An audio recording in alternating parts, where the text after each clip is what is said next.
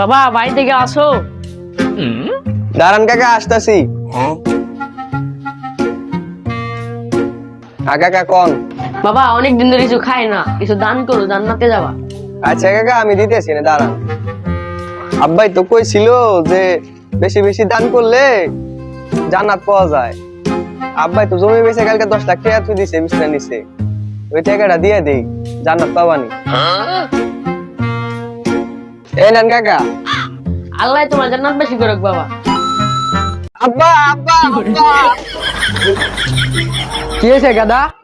আব্বা আব্বা, তুমি না কইছিলে যে ফকিরে দান করলে জান্নাত পাওয়া যায়?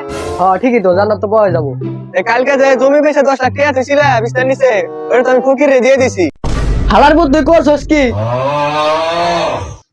ওই কেডা কোনে আসছিস রে? আমার আব্বা জান্নাতে গেছে রে, আমার আব্বা জান্নাতে গেছে। ওই